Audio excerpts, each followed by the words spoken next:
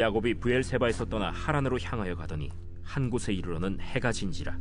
거기서 유숙하려고 그곳에 한 돌을 가져다가 베개로 삼고 거기 누워 자더니 꿈에 본즉 사닥다리가 땅 위에 서 있는데 그 꼭대기가 하늘에 닿았고, 또 본즉 하나님의 사자들이 그 위에서 오르락내리락 하고, 또 본즉 여호와께서 그 위에 서서 이르시되, 나는 여호와니 너의 조부 아브라함의 하나님이요 이삭의 하나님이라.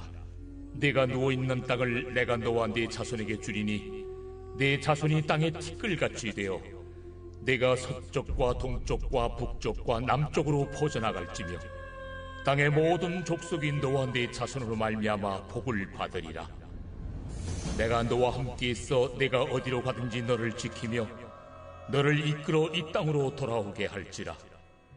내가 네게 허락한 것을 다 이루기까지 너를 떠나지 아니하리라. 야곱이 잠이 깨어 이르되, 여호와께서 과연 여기 계시거늘 내가 알지 못하였도다. 할렐루야. 오늘도 말씀으로 새날을 시작하시는 한 사람 한 사람을 주님의 이름으로 사랑하고 축복합니다. 야곱은 지금 형의 살해 위협을 피해서 도망가는 중입니다. 날이 저물어 들판에서 돌을 베개 삼아 노숙하게 되었습니다. 몸도 마음도 지칠 대로 지쳤고 이 세상 어디에도 기댈 데가 없습니다. 거짓과 속임수로 복을 차지하려다가 하루아침에 도망다니는 신세가 된 것입니다. 야곱의 인생에서 단 한 번도 경험해보지 못한 최악의 상황입니다. 그런데 그때 하나님께서 야곱을 찾아오셨습니다. 꿈에 보니 사닥다리 하나가 있는데 한쪽 끝은 땅에 다른 끝은 하늘에 닿아 있고 꼭대기 위에는 하나님이 서 계십니다. 그리고 하나님께서 야곱에게 세 가지 약속을 말씀하십니다. 그것은 곧 땅에 대한 약속과 후손에 대한 약속, 그리고 복이 되는 약속입니다. 이는 그의 할아버지 아브라함과 아버지 이삭에게 주셨던 것과 똑같은 약속입니다. 뿐만 아니라 하나님께서는 야곱에게 특별히 임마누엘의 약속도 더해 주십니다. 함께 계셔서 지키고 돌아오게 하며 이루어 주겠다고 하십니다. 보호와 회복, 완성을 약속하시는 것입니다. 그런데 하나님께서는 이런 약속을 주시면서 야곱에게 아무것도 요구하지 않으십니다. 하나님께서 이렇게 하시는 이유가 무엇일까요? 야곱이 대단한 믿음을 가진 사람이기 때문일까요? 아닙니다. 지금까지 야곱의 인생에서 긍정적인 모습은 발견하기 어렵습니다. 그는 사기꾼입니다.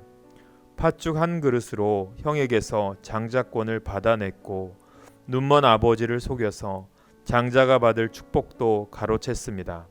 그리고 이제 혈혈단신 도망자 신세가 된 것입니다. 야곱은 복을 받을 만한 아무런 자격이 없습니다. 그런데 어찌된 일인지 하나님께서 그처럼 초라한 인생을 약속의 자녀로 빚어 사용하려고 하십니다. 이것이 바로 은혜입니다. 받을 만한 자격이 전혀 없는데 뜻밖의 주어지는 선물입니다. 이때 해야 할 일은 그 은혜를 믿음으로 받아들이는 것입니다. 하나님의 약속을 붙들고 살기 시작하는 것입니다. 야곱이 그랬습니다. 하나님으로부터 시작하는 인생을 살기로 결심했고 하나님은 그런 그를 약속의 자녀로 세워주셨습니다.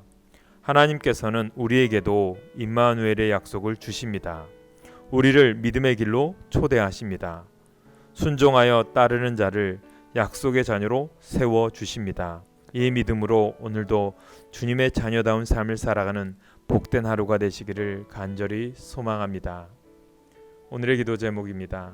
약속의 말씀을 붙들고 하나님과 동행하는 삶을 살게 하옵소서. 이 땅의 코로나의 종식과 예배 회복과 교회의 부흥이 일어나게 하옵소서. 그리스도인으로서 예수 닮은 자, 그리스도의 향기를 바라는 삶을 살게 하옵소서. 기도 부탁드립니다. 기도하겠습니다.